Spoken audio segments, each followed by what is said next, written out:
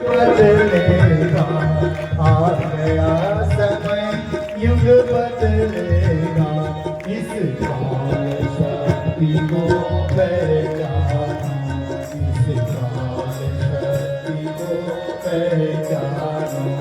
अवतरित हुई मां गायत्री,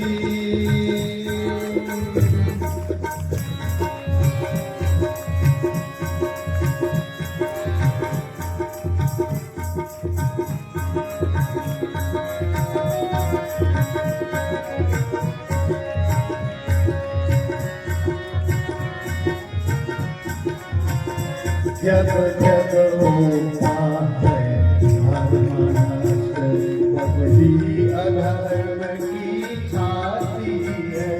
जब जब होता है धर्म नष्ट, बदली अधर्म की छाती है। जब अनाचार बढ़ जाता है और मानवता अकुलाती है।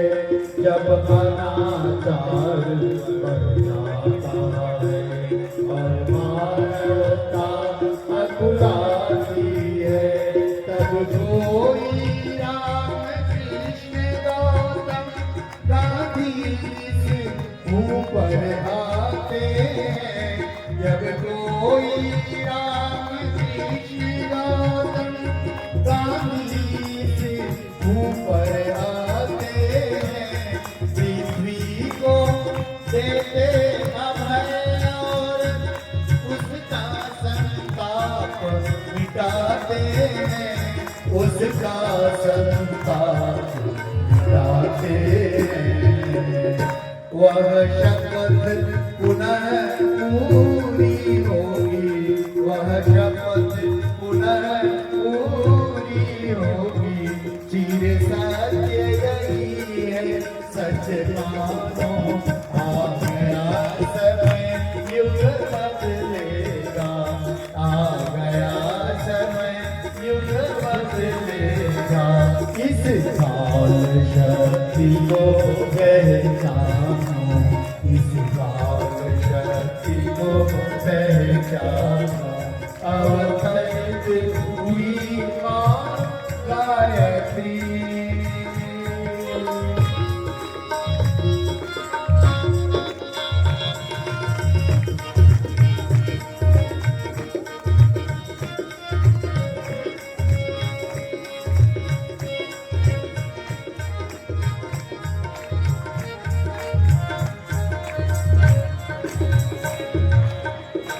मन की संकल्प शक्ति मानव क्या से क्या कर देती है। मन की संकल्प शक्ति मानव क्या से क्या कर देती है। निष्क्रिय शरीर गति मन नवचेतनता भर देती है। निष्क्रिय शरीर गति मन नवचेतनता भर देती है। प्रतलो युग के आह्वान पर तत्काल दौड़ते जाएंगे। युग धर्म दिखाकर नवयुग के अभिनव शिल्पी कहलाएंगे। अभिनव शिल्पी कहलाएंगे। तुम महामनस्वी हो सब कुछ, तुम महामनस्वी हो सब कुछ कर सकते हो। मनु संतानो, आ गया समय, युग बदलेगा। इस काल शक्ति को पहचानो, इस काल शक्ति को पहचानो।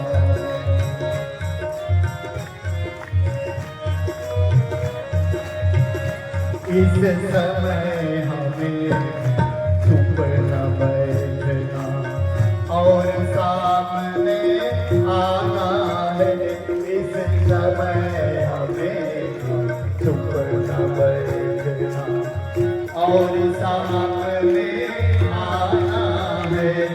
अपनी अपनी लाठी का बल दे। गोवर्धन उठवाना है बन कर बांध दे।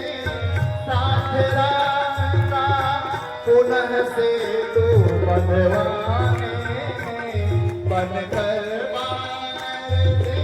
साथ राम का पुनः से तू बंधवाने प्रज्ञावतार का यश फैले घर घर में और जमाने में। घर घर में और जमाने में। तज साथ भाव परमार्थ मार्ग। तज साथ भाव परमार्थ मार्ग। पर चलने की मन में ठान। आ गया समय युग बदलेगा। ताली बजा के आप सब लोग गाएं। आ गया समय युग बदलेगा। इस महान शक्ति को पहचानो। महान शक्ति को पहचानो। इस महान शक्ति को पहचानो। अवतरित हुई मां गायत्री। जहाँ प्रकाश होता है, जहाँ स्वच्छता होती है, वहाँ अंधकार नहीं होता, गंदगी नहीं होती। जहाँ अंधेरा होगा, अस्वच्छता होगी, भय होगा, कीड़े मकोड़े होंगे, रोग होंगे।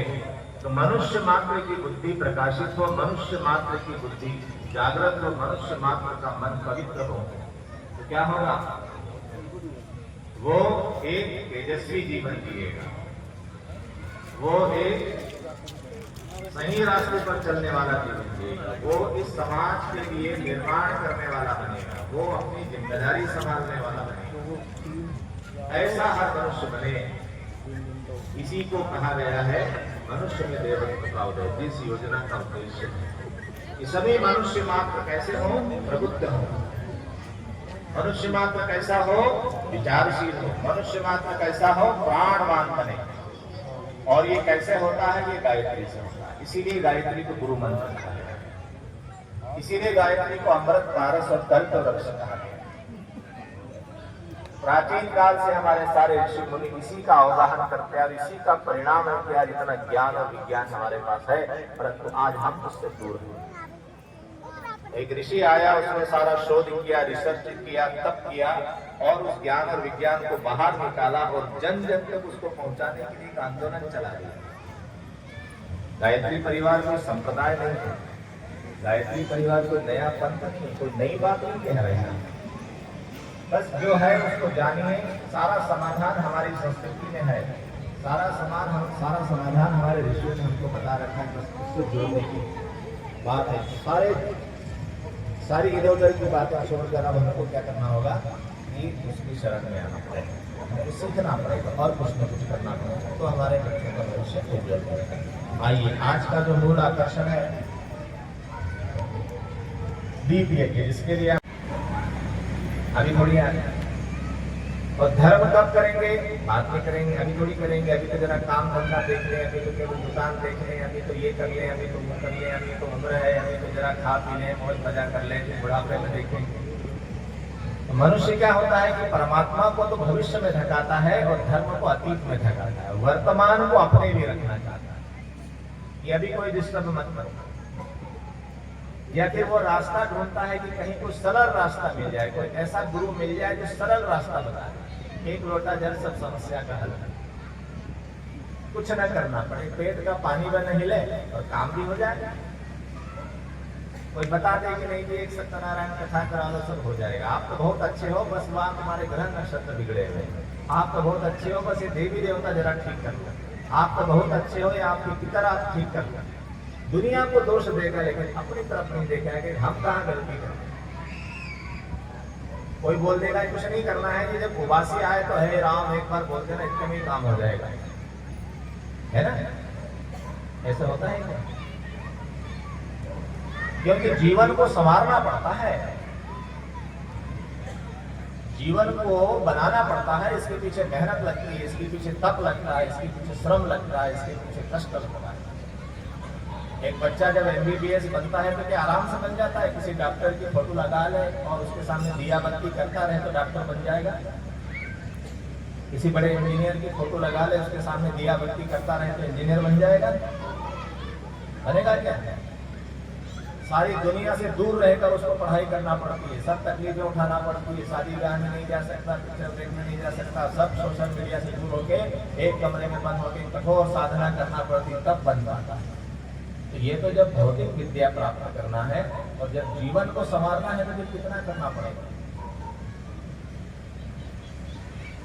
और जीवन को संवारना नहीं तो रिस्क है, ये बहुत खतरा है, तुरंत गलत दिशा में जाता है।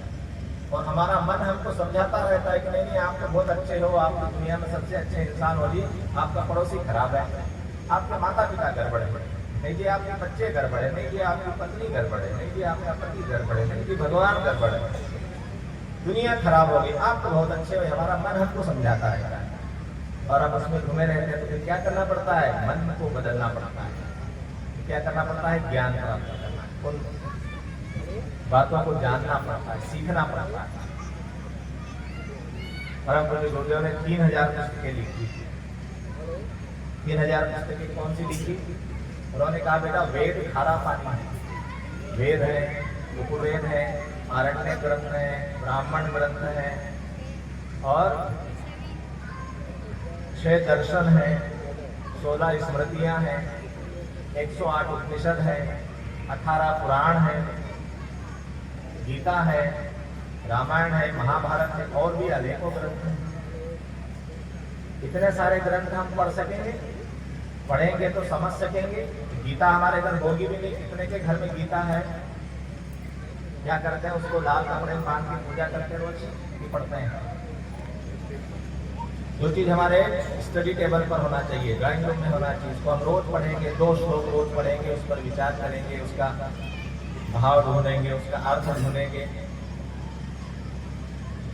तो जब हम नहीं जानेंगे तो क्या हो जाएगा? नहीं जानेंगे तो अर्थ का अनर्थ करेंगे। राम और कृष्ण क्या आपको जीवन भर सिखाते रहे? युद्ध करो, युद्ध करो, ये सिखाते रहे। राम और कृष्ण का जीवन क्या है? बचपन से लेकर युद्ध ही युद्ध है। लेकिन आज राम और कृष्ण को लेकर हम गाने गा रहे हैं, नाच रहे हैं। क्या कर रहे हैं? नाच गाना कर रहे हैं राम और कृष्ण को लेकर, जबकि वो हमको जीवन भर युद्ध सिखा रहे हैं। भाई युद्ध करो, शक्तिशाली बनो, अनिति से लड़ो। युद्ध नहीं करोगे तो क्या हो जाएगा? अपने अंदर युद्ध करो, अपने बाहर युद्ध करो, अपनी रक्षा करो, अपने समाज की रक्षा करो, अपने मन की रक्षा करो। लेकिन हम क्या कर रहे हैं? हम उनके नाम पर गाना बजाना कर रहे हैं। ये अज्ञान है ना, क्योंकि हमने उनका जीवन नहीं पढ़ा, हमने उनका संदेश नहीं पढ़ा। वो क्या कहना चाह रहे हैं वो हमने पढ़ा नहीं। रामायण घर में रखी, गीता घर में रखी, उसकी पूजा कर रहे हैं। तो जब हम पढ़ेंगे नहीं, जानेंगे नहीं तो कैसे होगा? गुरुदेव ने कहा कि बेटा ये खारा पानी तुमको समझ में, तुमको पचेगा नहीं, मैं तुमको सरल बनाता। तो सारे ज्ञान को उन्होंने सरल रूप में लिखा, तो 3000 पुस्तकें बनी, और वो 3000 पुस्तकें करोड़ों घरों में पहुंच गई। लाखों लोगों ने, करोड़ों लोगों ने उनको पढ़ा। आजकल ऑनलाइन आ गई है। मैंने आपको एक ऐप बताया था, शांतिकुंज वीडियो, उस ऐप को आप इंस्टॉल कीजिए। जब भी आप हो सकते हो खोलिए, किताब पढ़िए, जीवन की दिशा में एक समझ विकसित हो, एक अंडरस्टैंडिंग आपकी डेवलप होगी। दुनिया को और अपने जीवन को देखने का तरीका जब आपका ठीक हो जाएगा तो फिर क्या हो जाएगा? सारे दुख दूर हो जाएंगे। जो नहीं सोचने योग्य अरे, ओ नहीं सोचने योग्य अरे, उस पर चिंतन चलता रहता, उस पर चिंतन चलता रहता, उस पर चिंतन चलता रहता। बस इसीलिए तो मानवता, बस इसीलिए तो मानव का आचरण भ्रष्ट बनता रहता। बस इसीलिए तो मानव का आचरण भ्रष्ट बनता रहता। बस इसीलिए तो मानव का आचरण भ्रष्ट बनता रहता। और चिंतन से बढ़ती चाह गलत,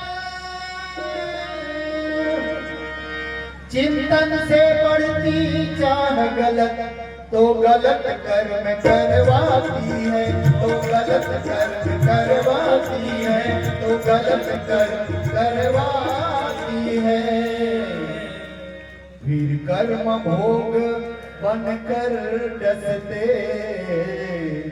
फिर कर्म भोग बनकर डसते, तब भूल समझ में आती है। फिर कर्म भोग बनकर डसते, ये भूल समझ में आती है। फिर कर्म भोग बनकर डसते, तब भूल समझ में आती है। प्रज्ञावतार के रूप में, गायत्री के रूप में आज का भगवत अवतरण हुआ है मनुष्य की बुद्धि को सन्मार्ग पर चलाने के लिए। तो ऐसे भगवान के साथ हम सबको जुड़ना चाहिए और अपना जीवन धन्य बनाना चाहिए। आइए आज हम अब इस दीप यज्ञ को प्रारंभ करें। ये स्पाइक जितनी सीधी करके आप बैठोगे उतना ही उसके अंदर एक करंट चलता है, कीड़ा पिघला सुषुम्ना। मेडिकल साइंस से इसको नहीं पकड़ सकता। वो विद्युत धारा चलती है, वो जितनी ठीक होगी, परफेक्ट होगी, उतना आपका शरीर ठीक रहेगा, मन ठीक रहेगा, दिमाग ठीक रहेगा। तो जब भी बैठो सीधे होकर बैठो, स्कूल में हो, घर में हो। और गायत्री मंत्र का जप करने से वो जो विद्युत धारा चलती है वो ठीक ठीक हो जाती है, बढ़िया प्रबल होती है। और हमारी दिमाग किससे बना हुआ है? तो बताएगा हमारे दिमाग में क्या है? Grey matter. और उस ग्रे मैटर के अंदर एक तैरता हुआ, समझ लो कि एक वायरों का गुच्छा है, बहुत सारे वायर समझ लो कि बहुत बारीक सूक्ष्म, उसको मस्तिष्क कहते हैं। और न्यूरॉन्स, न्यूरॉन्स, तो जिसके न्यूरॉन जितने एक्टिव होंगे उसकी बुद्धि उतनी तेज होगी, उतनी उसकी समझ तेज होगी। और न्यूरॉन्स जितने स्लो होंगे, कम जागृत होंगे, वो उतना मंद बुद्धि होगी। तो गायत्री मंत्र का जप करने से न्यूरॉन्स जागृत होते हैं, न्यूरॉन्स एक्टिव होते हैं। और न्यूरॉन्स जब एक्टिव होते हैं तो फिर हमको वो बातें याद में आ जाती है, समझ में आ जाती है, पकड़ में आ जाती है। क्योंकि ज्ञान तो है ही, ईश्वर अंश जीव अविनाशी, चेतन अमल सहज सुख राशि। जीव क्या है? परमात्मा का अंश है। तो परमात्मा की सारी विशेषताएं, परमात्मा की सारी शक्तियां, सारा ज्ञान उसके अंदर है। क्या समझे? सारा ज्ञान है, उसको उभारना है। उसको क्या करना है? जैसे फूंक मार के आग जलाते हैं ना, जैसे गाड़ी में सेल्फ लगाते हैं तो अंदर का इंजन चालू हो जाता है, ऐसे उसको जागृत करना है, स्मरण आ जाएगा आपको। क्योंकि कोई भी ज्ञान ऐसा नहीं है कि जो दुनिया में न हो और आपको मिल रहा है ना? जो भी चीज आप जान रहे हैं या नहीं भी जान रहे हैं या भविष्य में जानेंगे, आज विज्ञान में, पदार्थ विज्ञान ने इतने आविष्कार किए हैं, भविष्य में जो भी आविष्कार करेगा वो विज्ञान इस सृष्टि में पहले से है। यदि नहीं होगा तो फिर आविष्कार नहीं होगा। जैसे बिजली का आविष्कार हुआ, तो बिजली का आविष्कार नहीं था तब भी बिजली तो थी संसार में, ऐसा तो नहीं नहीं थी। हाँ, उसको बनाने का तरीका हमने पकड़ लिया, ढूंढ लिया। इस तरह से जो भी विज्ञान विकसित हो गया या होने वाला है अगले दिनों में, जो भी डेवलपमेंट होने वाला है, वो इस सृष्टि में कहीं न कहीं वो विचार या ज्ञान है, बस अभी हम उस तक पहुंचे नहीं। और हम भी उस सृष्टि के अंग हैं, तो हमारे अंदर भी वो ज्ञान और वो विज्ञान और वो विचार है। क्योंकि आज जो किताबें आप पढ़ रहे हो, जो भी विज्ञान की या जो भी ज्ञान की, वो किताबें, वो ज्ञान आया कहाँ से? कोई आसमान से किताबें थोड़ी गिरी। वो तो लोगों को वो बात समझ में आई तो उन्होंने लिखना शुरू किया, तो वो अब आपको किताब के ऊपर मिल रहा है। लेकिन जब कुछ नहीं था तब वो ज्ञान कहाँ से आया? अब तो मनुष्य के अंदर से ही जागा। तो गायत्री मंत्र एक ऐसा मंत्र है कि जो नियमित इसकी उपासना करेगा, सूर्य का ध्यान करके गायत्री मंत्र का जप करेगा, उसको क्या होने लगेगा? चीजें समझ में आने लगेगी। एडवांस में समझ में आने लगेगा, उसको याद होने लगेगा, उसको सूझ पड़ने लगेगा कि अरे ऐसा नहीं ऐसा। इसी को ऋतंभरा प्रज्ञा कहते हैं। और ऋतंभरा प्रज्ञा जिसकी जागृत हो जाती है उसके लिए क्या होता है, हमारे पुराणों में, हमारे उपनिषदों में एक शब्द आता है हस्तामलकवत। हस्तामलक किसे कहते हैं कि हाथ पे रखे आंवले की तरह से वो दुनिया को देख पाता है। परम पूज्य गुरुदेव हुए या महर्षि अरविंद हुए या महर्षि रमण हुए या रामकृष्ण परमहंस हुए या हिमालय के महाबाबा हुए या स्वामी सर्वेश्वरानंद, ऐसे सिद्ध पुरुष हुए, ये सारी दुनिया को कैसे देख सकते थे, हाथ में रखे आंवले की तरह। कहाँ क्या हो रहा है। गुरुदेव ने जब अखंड ज्योति लिखना शुरू की, पुरानी अखंड ज्योति आप देखिए, उसमें वो सारी बातें हैं उस समय दुनिया में कोई नहीं जानता था। और गुरुदेव लिखते थे कि दुनिया के इस कोने में ये वैज्ञानिक बैठकर इस बात पर रिसर्च कर रहा है और ये बात अगले दिनों आई, और वो सब बातें आई। आज दुनिया में जो भी कुछ हो रहा है, जो भी परिवर्तन हो रहा है, आज से 50 साल पहले गुरुदेव ने अपने साहित्य में वो सब लिख दिया। तो जो भी व्यक्ति ऐसे हैं जो गुरुदेव का साहित्य पढ़ते आ रहे हैं, अखंड ज्योति पत्रिका पढ़ते आ रहे हैं, उनके लिए ये सब घटनाएं नई नहीं है, उनको पता है कि ये होने वाला है। उन्होंने लिख दिया था कि अचानक ऐसे लोग निकल कर आएंगे। एक पुस्तक है महाकाल और युग प्रक्रिया, उसमें उन्होंने लिखा कि अचानक ऐसे लोग निकल कर सामने आएंगे जिनको कोई नहीं जानता था कि कल तक अरे कहाँ पड़ा हुआ था कचरे में, और वो आके इतना बड़ा बड़ा काम करेंगे। और परिवर्तन कैसे होगा, उन्होंने कहा परिवर्तन ऐसे होगा रेल के डिब्बे की तरह, जैसे हम खड़े हो और सामने से ट्रेन निकल रही है, तो एक डब्बा, दूसरा डब्बा, तीसरा डब्बा, चौथा डब्बा, हम गिन नहीं पाते। तो इतनी परिवर्तनकारी घटनाएं होंगी। आज वो समय आ गया है कि हम रोज उठ के देखते हैं कि अरे क्या नई बात होगी, अरे क्या नई घोषणा होगी, अरे विश्व में क्या नया परिवर्तन आ गया। तो आपने देखा कि पिछले 3 महीने में जो आसमान में थे वो जमीन पर आ गए ना, जिनको लगता था कि हम दुनिया के बड़े शहंशाह हैं, सब हमारी बात मानेंगे, सब हमारे कदमों में गिरेंगे, तो क्या हो गया, सबकी हवा निकल गई। और भारत जो कह रहा है दुनिया उसके पक्ष में आ रही। क्या हो गया ये अचानक, इतना बड़ा परिवर्तन जिसकी धाक दुनिया में थी, जिसको लोग महाशक्ति कहते थे, आज वो मीमी कर रहा है। क्या बात है, इतना बड़े परिवर्तन, कोई परमात्मा की लीला चल रही है धरती पर। तो ये सब बातें ऋषि ने उस समय लिख दी थी, क्योंकि वो देख पाते थे धरती को हस्तामलकवत, क्या हो रहा है, अगले दिनों क्या होगा। और ये यहाँ नहीं, जैसे शतरंज होती है ना, तो हम घोड़े को उठा के यहाँ रख देते हैं, या देखो उठा के यहाँ रख देते हैं। तो ऐसे ऋषि जो बैठे हैं हिमालय में, वो क्या करते हैं, नहीं ये इस घोड़े को यहाँ रख दो, इस प्यादे को यहाँ रख दो, इसको यहाँ करना है, ये जीतेगा, इसको हरा देना है, अब उसकी लीला जाएगी। ऐसे सिद्ध पुरुष इस दुनिया को चलाता है। वो क्षमता हर मनुष्य के अंदर है, गायत्री मंत्र से वो क्षमता आती है। छोटी मोटी बातें आप मत सोचना कि नहीं साहब हमको धन मिल जाए और हमारे घर बच्चा हो जाए और हमारा मकान बन जाए, ये बहुत छोटी छोटी बातें हैं। ये तो बिना भगवान के भी हो जाता है। जो लोग भगवान को नहीं मानते उनके भी बाल बच्चे हो रहे हैं, उनके भी घर मकान बन रहे हैं, वो भी संपत्ति कमा रहे हैं, इसके लिए भगवान की जरूरत नहीं है। भाई अमेरिका, इंग्लैंड, रूस, यूरोप में कहाँ कोई भगवान को मानता है, कहाँ कोई पूजा पाठ हो रही है, लेकिन वो है कि नहीं, सब पैसा भी है उनके पास, वो सब है, वो सब उनका हो रहा है।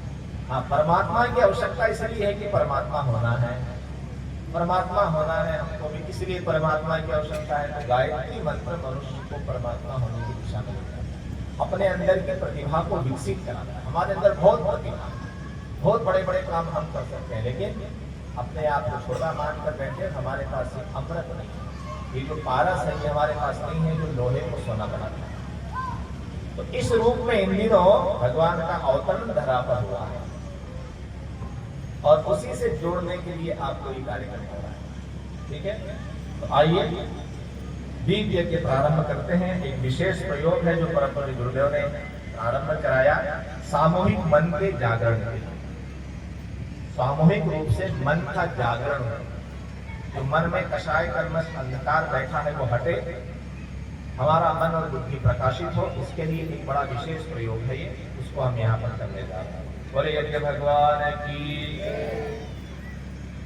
पहले पवित्रीकरण करेंगे, जल के पात्र लेकर सबके पवित्रता मम मनः काय अंतःकरणेषु संविशेत्। ओम पवित्रता मम मनः काय अंतःकरणेषु संविशेत्। ओम पवित्रता मम मनः काय अंतःकरणेषु संविशेत्। भावना करें कि हमें पवित्रता का अनुभव मिला, हम अंदर बाहर से पवित्र हो गए और हाथ जोड़कर प्रार्थना करते हैं। हिंदी वाली सुनेंगे, संस्कृत वाली दोहराएंगे। पवित्रता हमें सन्मार्ग पर चलाए। बोलिए ओम पवित्रता नः सन्मार्गम नयेत्। पवित्रता हमें महान बनाए। ओम पवित्रता नः महत्तां प्रयच्छतु। पवित्रता हमें शांति प्रदान करे। ओम पवित्रता नः शांतिं प्रददातु। सूर्य ध्यान प्राणायाम, सुबह भी आपने प्राणायाम किया था। इसी ध्यान मुद्रा में बैठे सूर्य का ध्यान करते हुए गहरी सांस खींचना, रोकना, सांस बाहर निकालना, फिर रोकना। सूर्य के प्राण को, तेज को, प्रकाश को धारण कर रहे हैं और भीतर के दोष दुर्गुण कषाय कल्मश बाहर निकल रहे हैं। ऐसा भाव करते हुए प्राणायाम की प्रक्रिया करें। ओम विश्वानि देव सवितर्दुरितानि परासुव यत् भद्रं तन्न आसुव।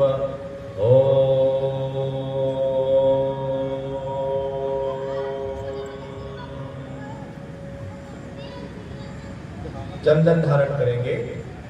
जिनके पास चंदन तिलक थाली में रखा है, अपने आसपास में 2-4 लोगों को आप दे दीजिए। अनामिका अंगुली में लीजिए और यहाँ पर कुंड के पास भी रखा है और कुछ पात्रों में हो तो यहाँ भी ले आइए। जितने हमारे अतिथिगण बैठे हैं इनके पास भी ले आइए। कुछ पात्रों में निकाल कर अनामिका अंगुली में ले लीजिए। ऐसा ले लें।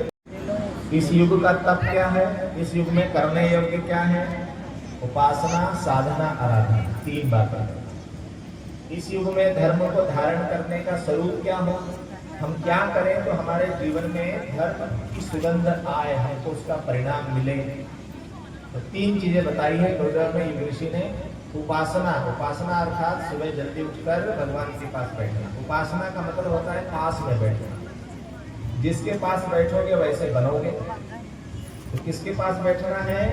उस परमात्मा के पास बैठिए जो निर्दोष है, जो बिल्कुल निर्मल है, जो प्राणवान है। कैसा है परमात्मा? प्राण स्वरूप, दुखनाशक, सुख स्वरूप, श्रेष्ठ, तेजस्वी, पापनाशक, देव स्वरूप परमात्मा है। ऐसे परमात्मा के पास रोज बैठिए, उससे बात कीजिए। कितने लोग बैठते हैं भगवान के पास? रोज बैठते हैं? देखो 25% लोग बैठते हैं। जिस भगवान ने हमको धरती पर भेजा है, यदि उसके पास हम बैठेंगे नहीं, उससे बात नहीं करेंगे, उसको नंबर नहीं मिलाएंगे तो फिर कैसे काम चलेगा? उससे बात करना पड़ेगा ना, पूछना पड़ेगा आपको दुनिया में हमको क्यों भेज दिया, क्या करें तो समझ में नहीं आता। यहाँ तो बहुत झगड़े झंझट लगे हुए, आपने भेज दिया यहाँ पर, तो बताओ क्या करें? तो भगवान से बात करने का जो बड़ा सूत्र है, जो नंबर है, जो उनका जो मोबाइल नंबर है, वो क्या है? गायत्री मंत्र है ना। तो सबको, छोटे बड़े बुजुर्ग बच्चे, सबको क्या करना चाहिए? भगवान के पास बैठना चाहिए 15 मिनट 20 मिनट। वहीं से तो रास्ता निकलेगा। भगवान को साथ में ले लीजिए, वो आपका मार्गदर्शन करेगा। जैसे अर्जुन का मार्गदर्शन कृष्ण ने किया था, वैसे वो आपका करेगा, तैयार बैठा है वो। पर हम उसके पास जाएं तो हम जाते हैं कि मंदिर में भी जाते हैं तो घंटी बजाई, हाथ जोड़े और निकल के जल्दी हो रही, भगना है। आप कहीं भी जाइए, मंदिर जाइए, घर में बैठिए, लेकिन बैठिए और क्या करना है? एक कलश में जल रखिए, थोड़ा दीपक लगा लें, अगरबत्ती लगा लें और बैठिए। सूर्य का ध्यान कीजिए। सूर्य परमात्मा का प्रत्यक्ष स्वरूप है। गायत्री मंत्र का जप करना, भाव करें कि हे परमात्मा हमको सन्मार्ग पर चलाओ, हमको सन्मार्ग दिखाओ। ऐसा करके गायत्री मंत्र का जप करना, कम से कम 15 मिनट के लिए, छोटे बच्चे हैं तो वो 24 मंत्र बोलेंगे। संस्कार डालिए, करेंगे, ऐसा नहीं कि करते नहीं है, हमने सिखाया नहीं तो नहीं करते, संस्कार डालिए। और आपको ज़्यादा करना है, ज़्यादा समय है तो 5 माला कीजिए, 11 माला रोज कीजिए, इसको बोलते हैं उपासना। फिर सूर्य को जल चढ़ा दीजिए। तो कम से कम 15-20 मिनट बैठने का नियम सभी बनाए। भगवान आपके घर का दरवाजा बजा रहा है पर हम दरवाजा खोल नहीं रहे, है ना? इसको बोलते हैं उपासना। दूसरा क्या करना है? साधना। साधना किसकी करना है? अपने आप। अपने आप को ठीक कीजिए, विचार से, व्यवहार से, खान पान से, लेन देन से अपने आप को ठीक कीजिए। कहीं भी गलती कर रहे हैं, गलती को हटा दीजिए। और अपने को पता रहता है कि हम कहाँ गलत कर रहे हैं, अपने आप को हटा दीजिए। अपने आप की गलतियों को हटा दीजिए, गलत बातों को हटा दीजिए, शुद्ध जीवन जिए, शुद्ध विचार, शुद्ध खान पान, साफ सुथरा जीवन जिए। बस ये साधना है। साधना का मतलब अपनी तरफ ध्यान रखो, अपने आप को ठीक करो। जितना हम अपने आप को ठीक कर लेंगे उतना परमात्मा के निकट आ जाएंगे। वाणी को शुद्ध करें, मन में छल कपट ना हो। ठीक है, नुकसान उठाना पड़े, कोई बात नहीं। जीवन का सुख बड़ा महत्वपूर्ण है। आज का लाभ हमको कल तकलीफ में डाल दे, उस लाभ को लाभ नहीं कहते। वो सौदा जो है सौदा नहीं कहा था। तो साधना अपने आप की करना है। 24 घंटे अपने पर नजर रखिए। आज कोई गलत शब्द तो नहीं चल गया, आज कोई गलत विचार तो नहीं आ गया, आज किसी के बारे में कोई बुरा विचार तो नहीं आ गया, आज कहीं हमसे क्रोध तो नहीं हो गया, आज हमने कोई झूठ तो नहीं बोल दिया। ध्यान रखिए। बस जब अपने ऊपर कैमरा घुमा लेंगे ना, लिखा रहता ना आप कैमरे की नजर में हैं, तो कैमरा अपनी तरफ घुमा लेंगे। साधना। और तीसरा क्या है? आराधना। आराधना अर्थात सेवा करना। किसकी सेवा करें? भगवान की सेवा करें। भगवान की कैसे सेवा करोगे? कहाँ है भगवान? भगवान ऐसा कोई बैठा हो कि हाँ भाई भगवान आए हैं, चलो भगवान के पैर डुबा दें, भगवान के कपड़े धो दें, भगवान को खाना खिला दें। भगवान को दिखाई नहीं पड़ता। तो ये सारा समाज जो है ये भगवान का स्वरूप है, दिखाई देने वाला। सारा संसार जो है ये क्या है? ये भगवान का दिखाई देने वाला स्वरूप है। तो इस संसार की सेवा ही भगवान की सेवा है। जो हम पूजा जप करते हैं वो तो उपासना है, क्योंकि उसके पास बैठेंगे तो हमको ज्ञान मिलेगा। तो संसार अच्छा कैसा बने, समाज अच्छा कैसा बने, लोगों का जीवन अच्छा कैसा बने, उनका दुख कैसे दूर हो, उनको सही रास्ता कैसा मिले, इसके लिए काम करना, ये क्या है? आराधना है। और आराधना करोगे तो 2 चीजें लगाना पड़ेगी, समय दान और अंतदान। कुछ समय लगाना पड़ेगा और कुछ पैसा खर्चा करना पड़ेगा। तो 24 घंटे में से 1 घंटे का समय, सप्ताह में आधे दिन का समय। आपके यहाँ देखो कितना अच्छा आश्रम बना हुआ है, ये जगह है ना, यहाँ पर यज्ञ का कुंड बना लीजिए। हर रविवार यज्ञ करना है, सबको बुलाइए। सुबह सुबह 8 बजे यज्ञ किया, 9 बजे तक खत्म। 24 कुंड का यज्ञ हो गया, 24 आहुति का यज्ञ हो गया। हर बार इतना बड़ा तामझाम नहीं लगाना है। तो बड़ा कार्यक्रम है तो बड़ा तामझाम है, इतना नहीं। सिंपल सा कहीं कुंड बना ले, वेदी बना ले, चलो भाई हर रविवार यज्ञ होगा, सबको बुलाओ, बच्चों को बुलाओ, बच्चे सीखेंगे, गांव का वातावरण पवित्र होगा। यहाँ पर कर लीजिए, कोई और मंदिर है वहाँ कीजिए, किसी के घर पे कर लीजिए। माताएं बहनें हमारी दीप यज्ञ कर ले, गुरुवार के दिन दोपहर को कहीं इकट्ठा हो जाए, दीप यज्ञ करें। किताबें हैं उसमें से सीख लीजिए, मोबाइल पर सीख लीजिए, या ज्यादा आपके पास समय है तो शांति पूजा कर सीख लीजिए। कि आज के युग में सबसे बड़ी संसार की सेवा यही है कि अच्छे विचार पहुंचाना है। क्योंकि आज ऐसा नहीं है कि किसी को खाना नहीं मिल रहा, कि कपड़े नहीं मिल रहे, कि मकान नहीं मिल रहा, कि दवा नहीं मिल रहा। खूब व्यवस्था बन गई है, सरकारें खूब दे रही है, दुनिया भर की योजनाएं चल रही है, खूब फ्री में इलाज हो रहा है, खूब स्कूल खुल गए हैं, सब हो रहा है। बस सद्बुद्धि और सही विचार लोगों के पास नहीं है, वो घर घर तक पहुंचाना। मनुष्य अपने जीवन को पवित्र बनाए, वो उपासना पहुंचाना, वो सब बातें पहुंचाना, ये आज की सबसे बड़ी सेवा है। किसी समय में अन्नदान बड़ी सेवा होती थी, लोग बोलते थे खिलाओ, क्योंकि परिस्थितियां बड़ी खराब थी, युद्ध होते रहते थे, अकाल पड़ते रहते थे, कोई सरकारें नहीं थी, देखने वाला कुछ नहीं था। तो पुराने हमारे ग्रंथों में या पुराने समय की परंपरा ये बन गई कि भाई खाना दो, कपड़ा दो, ये बड़ा पुण्य है। उस समय खराब परिस्थितियां थी, लेकिन आज भगवान की कृपा से हमारी स्थितियां बहुत अच्छी है। तो जो समाज की आवश्यकता है वो देना, उसमें अपना समय लगाइए और अपना थोड़ा पैसा खर्चा कीजिए। ये तीन चीजें आपको बताई, उपासना, साधना, आराधना। त्रिपदा गायत्री है, ये धर्म का स्वरूप है। तो हम सभी संकल्प लें कि हम क्या करेंगे, हम अपने जीवन में उपासना करेंगे, साधना करेंगे और आराधना करेंगे। करें, अपने संकल्प सूत्र को हाथ लगाएं और जिन्होंने ले रखा है उसको अपने दोनों उसमें बंद करके रखें। यहाँ से हम बोलेंगे, आप उसको दोहराएंगे। हम ईश्वर का अनुशासन स्वीकार करते हैं। बोलिए, ओम ईशानुशासनम स्वीकरोमि। मर्यादाओं का पालन करेंगे। ओम मर्यादाम करिष्यामि। जो वर्जित है वो आचरण नहीं करेंगे। ओम वर्जनीयम नो चरिष्यामि। अब संकल्प सूत्र मस्तक से लगाएं और गायत्री मंत्र बोलते हुए एक दूसरे को बांधें। जो बांधने वाले हैं वो एक दूसरे को बांध लें। चलिए, अब हाथ जोड़कर प्रार्थना करें। यहाँ से बोलेंगे, आप दोहराएंगे। हे महाकाल, उज्जवल भविष्य की रचना के लिए, अपने संकल्पों को पूरा करने के लिए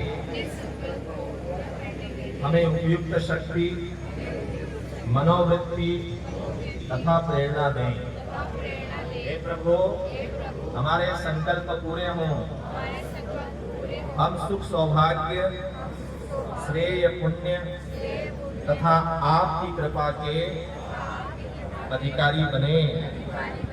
आपसे दिव्य अनुदान पाने और उन्हें जन जन तक पहुंचाने की हमारी पात्रता बढ़ती रहे। अब हमने इतनी जो आपको बातें बताई, इसका मतलब ये नहीं कि आप जो कुछ कर रहे हैं उसको छोड़ देना है। आप जो भी पूजा पाठ कर रहे हैं और जो भी देवी देवता हैं वो सब अपनी जगह है। आपको इतनी चीज और जोड़ लेना है ना। अब उससे एडवांस लेवल पर चलना है कि परंपरा से आपके घर में जो भी देवी देवताओं की पूजा हो रही है, जो भी विधि वो अपने ढंग से चलती रहे। आप उसमें केवल गायत्री उपासना है, क्योंकि ये इस समय की युग साधना है, इस समय की आवश्यकता है ना। जैसे कि हम क्या करते हैं कि कोई बीमार हो जाए तो फिर बोलते हैं कि नहीं, इसको अभी ऐसा खाना दो। तो घर में बाकी खाना बनता है, लेकिन बीमार आदमी के लिए अलग से खाना बन जाता है, फल आ जाते हैं कि अभी इसको ठीक करो। उस तरह से ये इस समय इस युग की साधना है, ये उसका इलाज है। आइए, अब कलश पूजन होगा और गुरु वंदना। कलश पूजन के लिए पत्नी जी, कलशस्य मुखे विष्णु कंठे रुद्र समाश्रिता मूले स्थितो ब्रह्मा मध्ये मातृगणाः स्मृताः। दोषौ सागराः सर्वे सप्तद्वीपावसुन्धरा ऋग्वेदो यथयजुर्वेदः सामवेदो यथर्वणः अग्नैश्च सहिताः सर्वे कलशन्तु समाश्रिताः। अत्र गायत्री सावित्री शान्ति पौष्टिकरी सदा। त्वयि तिष्ठन्ति भूतानि त्वयि प्राणाः प्रतिष्ठिताः। शिवः स्वयं त्वमेवासि विष्णुस्त्वं च प्रजापति। आदित्या वसवो रुद्रा विश्वे देवाः सपैत्रिका। त्वयि तिष्ठन्ति सर्वे यतः कामफलप्रदा। तत्प्रसादादिमं यज्ञं कर्तुमीहे जनो भव। सानिध्यं कुरु मे देव प्रसन्नो भव सर्वदा। गुरु वंदना करते हैं।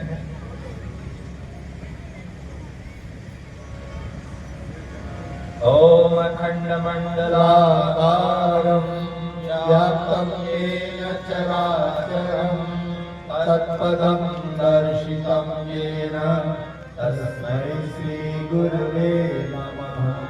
यथा सूर्यस्य कान्तिस्तु श्रीरामे विद्यते ह्यः सर्वशक्तिस्वरूपायै देव्यै भगवत्यै नमः।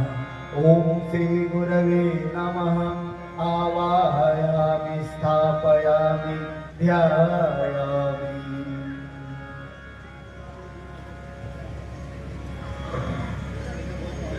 वेद माता देव माता गायत्री विजय प्रधान जी आए शोड़े समेत गायत्री माता का पूजन करेंगे। विजय प्रधान जी जोड़े समेत आए। लीलाय परम्पार है यह अद्भुत यति सुंदर तेरा रचा हुआ संसार है।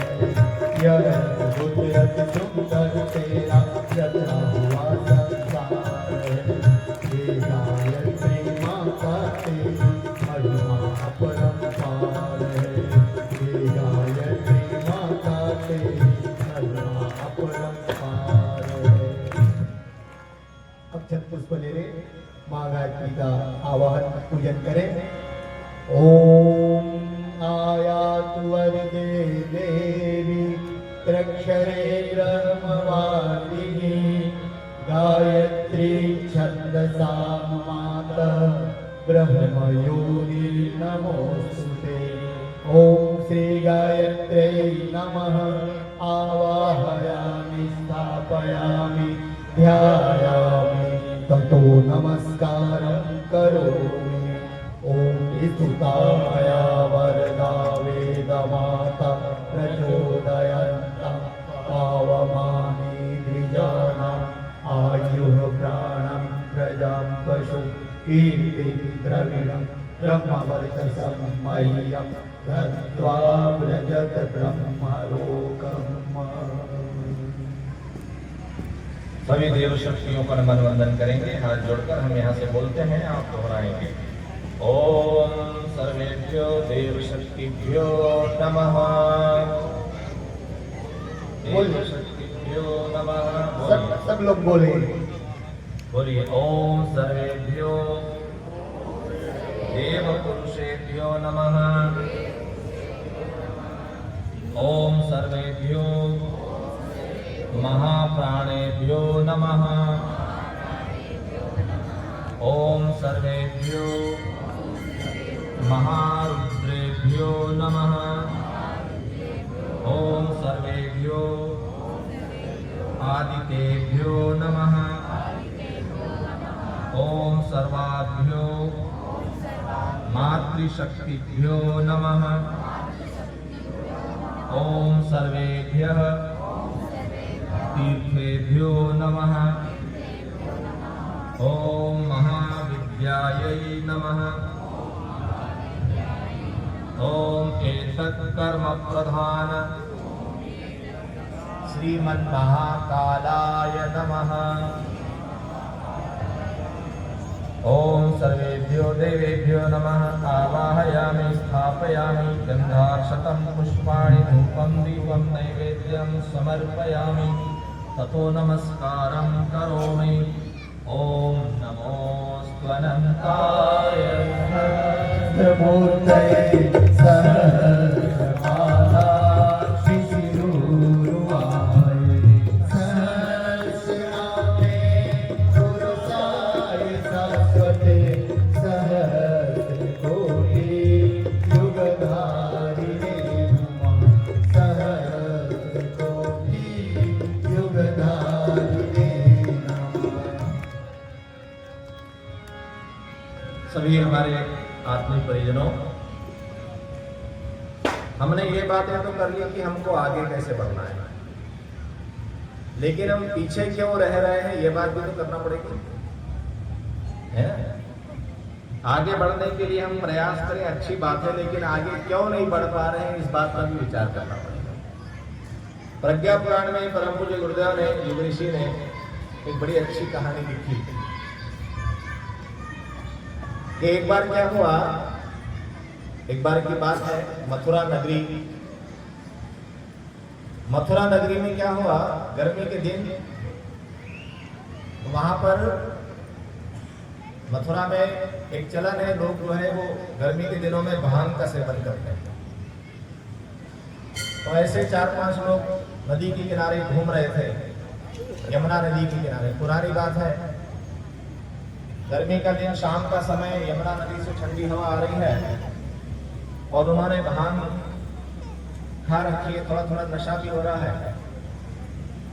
उनका मन हुआ कि चलो गोकुल चले, भगवान की आरती में शामिल हो जाएंगे। तो मथुरा से गोकुल नाव से चले गए।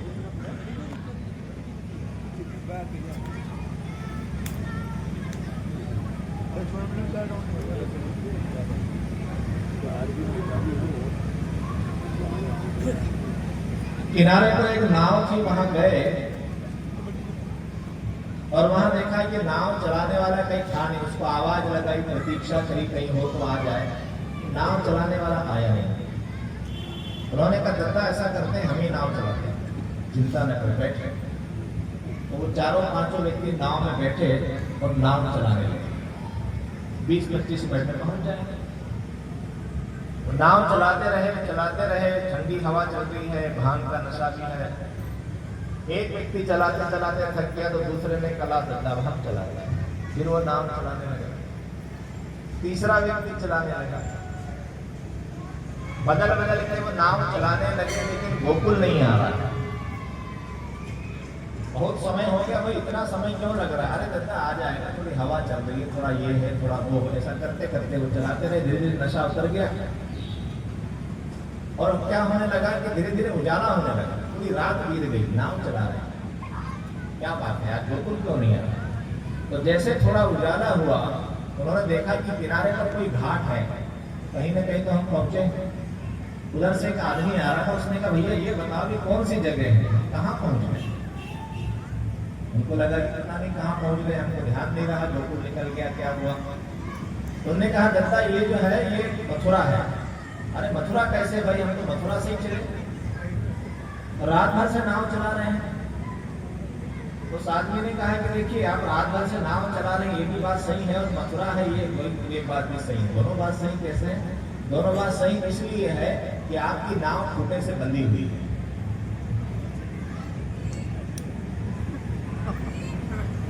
नाव क्या है? खूंटे से बंधी हुई है, क्योंकि नाव को बांध लिया जाता है तो बह जाएगी। तो नाव को खोली नहीं और केवल नाव चला रहे हैं।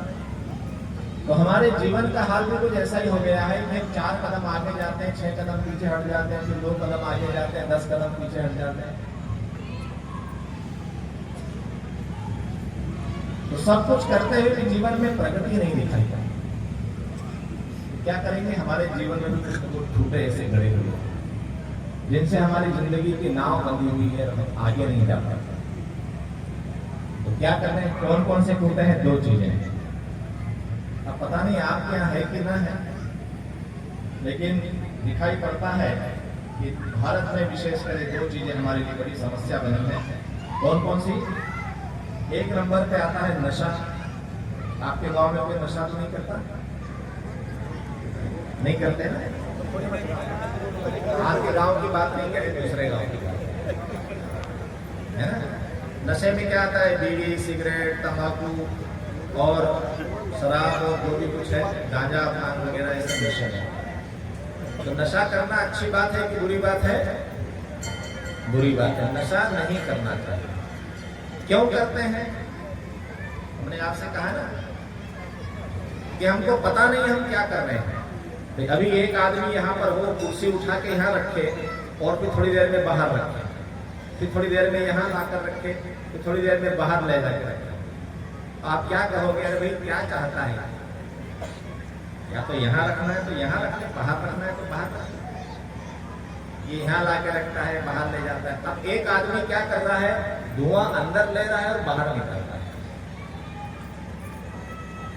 अंदर धुआं ले रहा है और बाहर, भाई क्यों बाहर निकाल रहे हो? पैसा देके खर्चा करके बीड़ी लाए हो तो धुआं अच्छी चीज है तो फिर उसको जाने दो।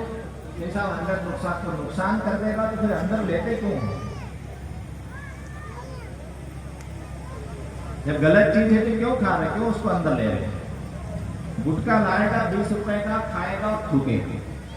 अरे जब अच्छी चीज है, आपने पैसा देके खर्चा किया है तो खा जाओ ना, तो थूकते क्यों हो? जब थूकने की चीज है तो फिर खाते क्यों हो?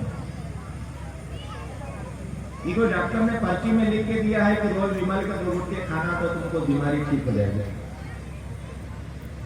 कोई इसके पीछे तर्क है कि क्यों खाते हैं, गुटखा क्यों खा रहे हैं, बीड़ी क्यों पी रहे हैं, तंबाकू क्यों खा रहे हैं, कोई तर्क है? नहीं तर्क है। क्यों तर्क नहीं है? क्योंकि हमारा शरीर, देखिए हमारा शरीर है तो हमारे शरीर में क्या जाना चाहिए इस पर हमको विचार होना चाहिए ना। क्योंकि जो चीजें शरीर में जाएगी वो क्या करेगी, कोई ना कोई फायदा या नुकसान करेगी। तो हमारा शरीर हमारे लिए सबसे बड़ी संपत्ति है। बताओ, बीमार हो जाओगे तो बेकार हो जाओगे। और सबसे बड़ी हमारी जो पूंजी है, संपत्ति है, जो भगवान का वरदान है, उसके अंदर क्या जा रहा है इसके बारे में हमको कोई विचार नहीं। कुछ भी चला जाए, कोई भी बैठा है यार तो भी बीड़ी पीने, किसी ने कहा गुटखा खा रहे, किसी ने कहा दारू पीने लगे। अरे क्या होगा, नशा करके भगवान ने इतना अच्छा जो दिमाग दिया है, जो खूब काम कर सकता है, इसको हम बेहोश कर देते हैं, बर्बाद कर देते हैं। तो तू काम मत करे, ये किसने सिखाया पता नहीं चला। मैंने आपसे कहा कि आदमी के अंदर की विचारशीलता खो गई, बिना विचारे कुछ नहीं करता।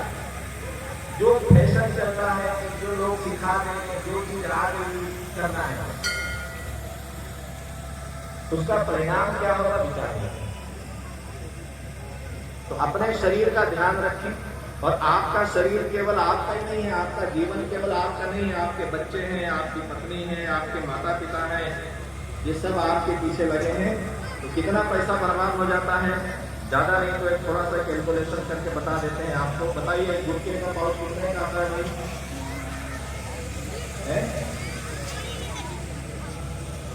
10 में कितना खा जाते हो? 10 रुपया, 20 रुपया। बीड़ी का ऑर्डर कितने का आता है? सरकार ने भी 100 बढ़ा दिया है।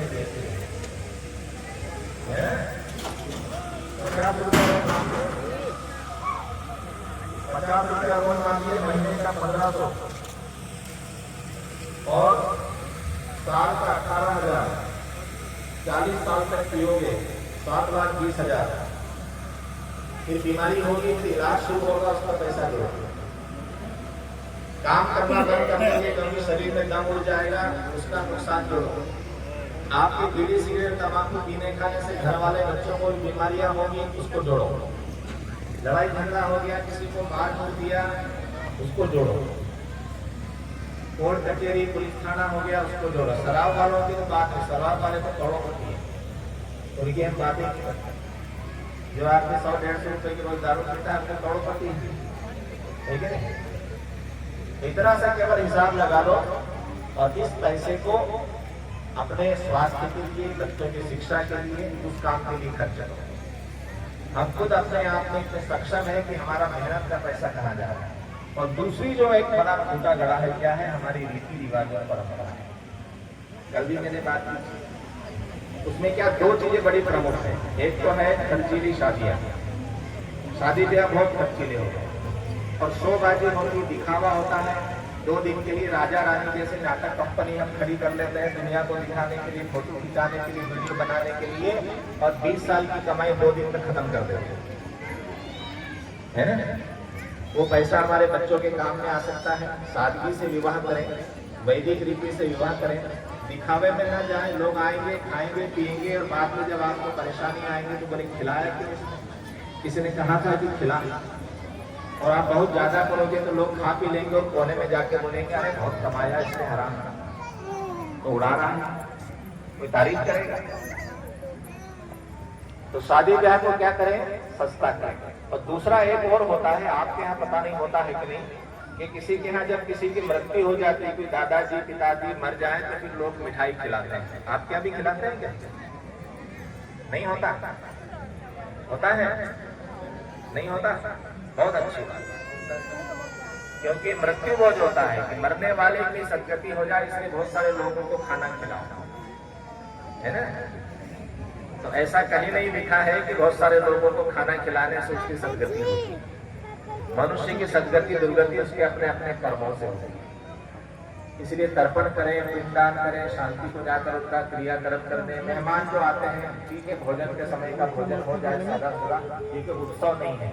क्योंकि शादी ब्याह का तो फिर भी आप 1-2 साल पहले से तैयारी करते हो, लेकिन किसी की मृत्यु अचानक होती है तो ऐसे खर्चीले रीति रिवाज को कम करके सादगी वाले विवाह किए जाए, सादगी वाले रीति रिवाज हो, जिससे कि हमारा जीवन सरल बने। आइए अब दीप प्रज्वलन करेंगे। दीपक है, बहनों ने कपड़ा ढक रखा है, खोलिए और दीपक जलाइए। और दीपक ही जलाना और कुछ मत जलाना है ना। आगे पीछे वालों के कपड़ों का ध्यान रखना।